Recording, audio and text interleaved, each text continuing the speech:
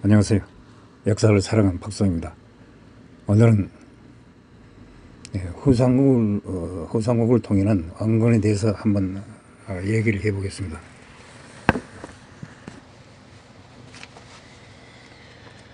고려태제 왕건, 호족 세력 중 해상 세력이었던 고려의 초대 국왕입니다.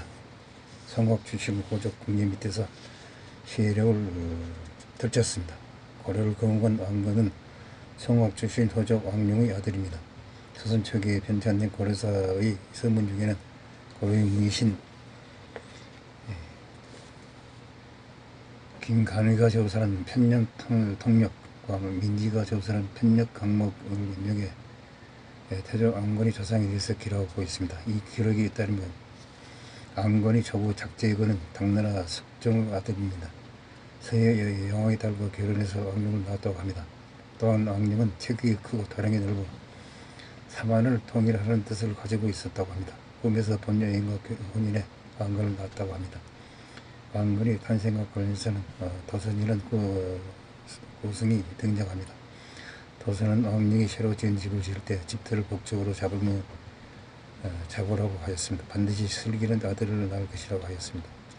왕룡이 이 말을 그대로 따랐다고 합니다. 곧바로 부인에게 태기가 있어 아들을 낳으니 그가 바로 고려태제 왕건입니다. 이후 도선 왕건이 70세 세사가 되던 해 다시 찾아와 삼국 말세의 백성들은 하늘의 정한 명당에서 태어난 당신의 구제를 기다리고 있다고 말하였습니다. 그 자리에서 군대를 지휘하고 죄를 치는 법, 유리한 지형과 적당한 시기를 선택한 법정을 가르쳤다고 합니다.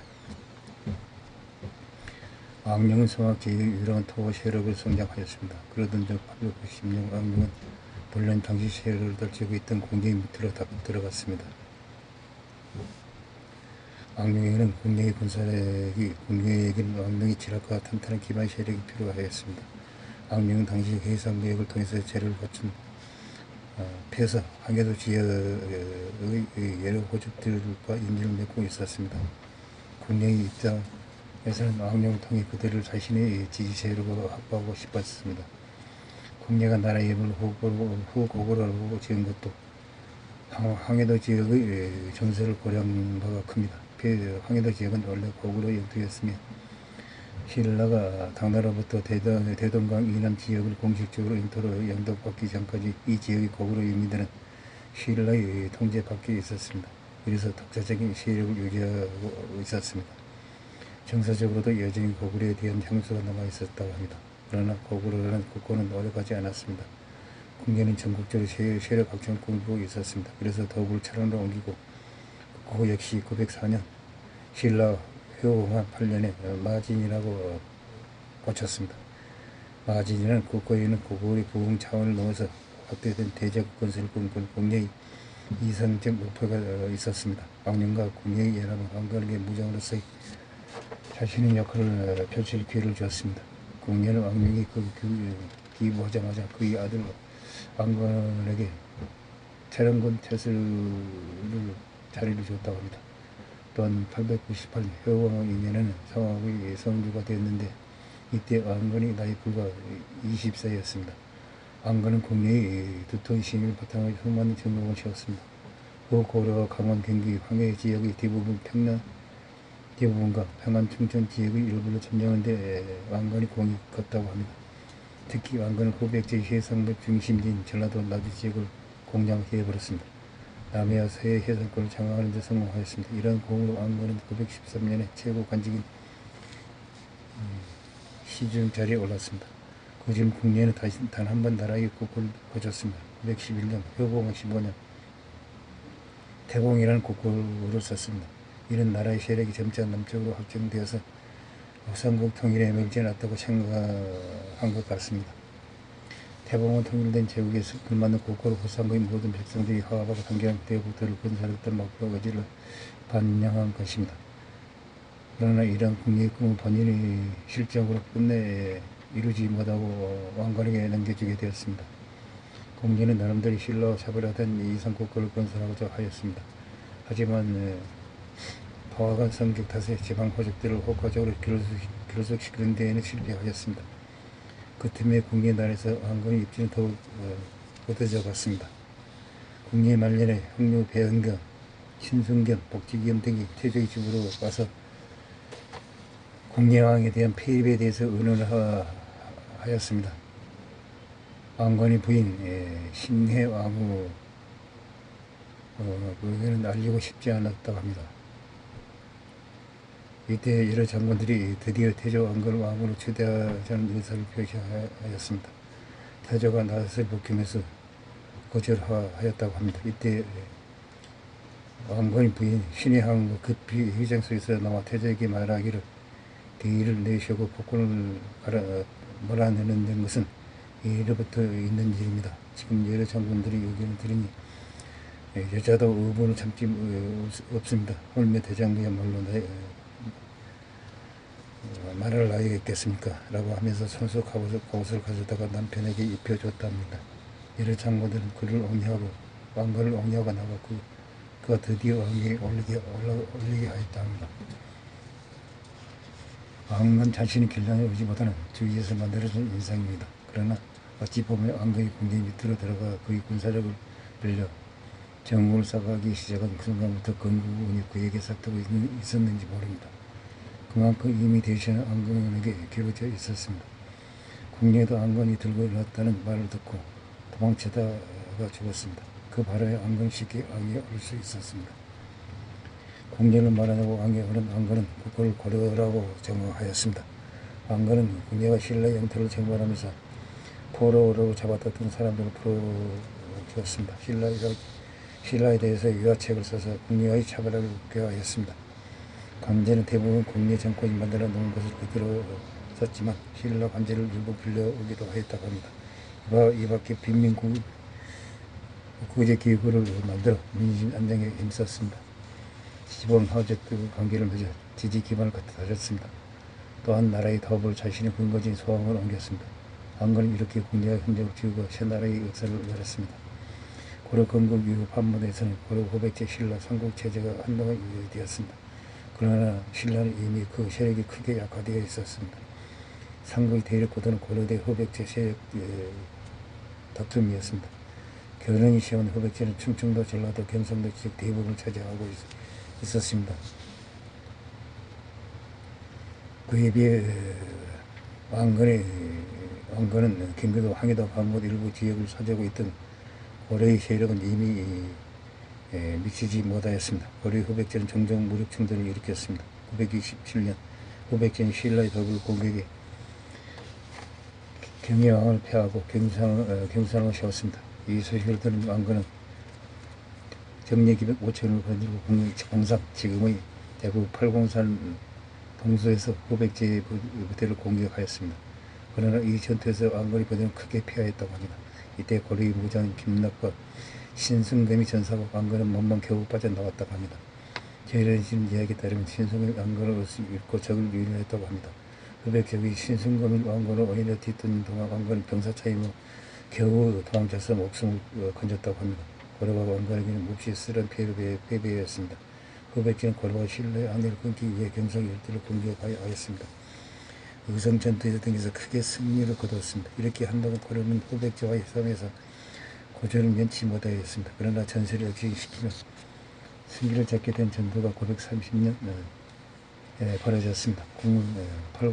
팔공산과 의성 전투에서 승리에 공모된 후백제가 이번엔 고창, 지금의 경상북도 안동 지역을 공격하였습니다. 왕건은 대군을 이끌고 가서 전투를 벌였습니다.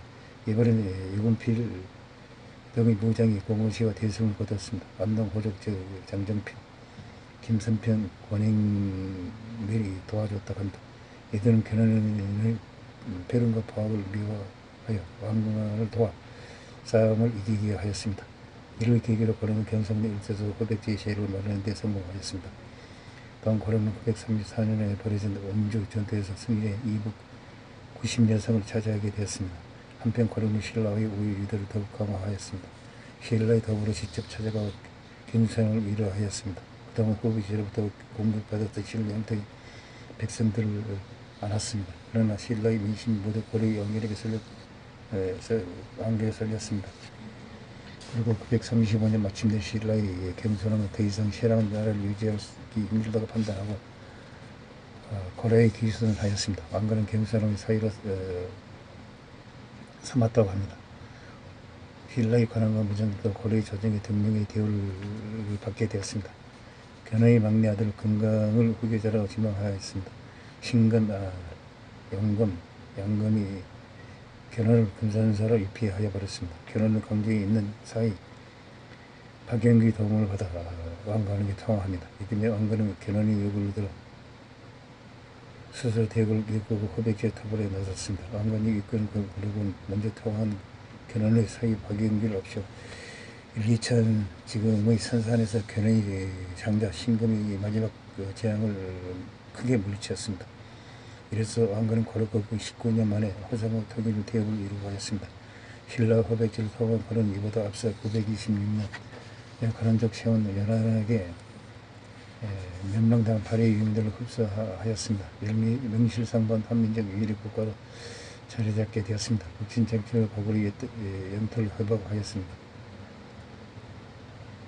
고려의 왕건은 발해 신라 호백제의 유민들을 하나로 통합하고 통치 기반을 다지기 위해 시방의 호족들과의 혼인 정치를 추진하였습니다. 고려왕실의 혼맥은 하나의 거대한 호족 연합체로서 형성하였습니다. 또한 성분 정치를 필자 종교 문화를 통한 내부 통합을 기하였습니다. 한편 태조 왕건은 대외적으로는 독진 정치를 펼쳤습니다. 이를 위해 고구려의 외토민 평정선 수축하여 서경이라고 부르고 북진 정치의 중심으로 삼았습니다. 또한 북방의 여진족을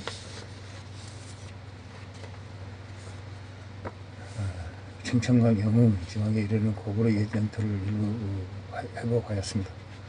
왕건은 집권기간 내내 북진 정치를 계속 추진하였습니다. 그러나 일동지역의 거란적이 세운 연나라가 강력하게 버티고 있어서 더 이상 북진하지 못하였습니다.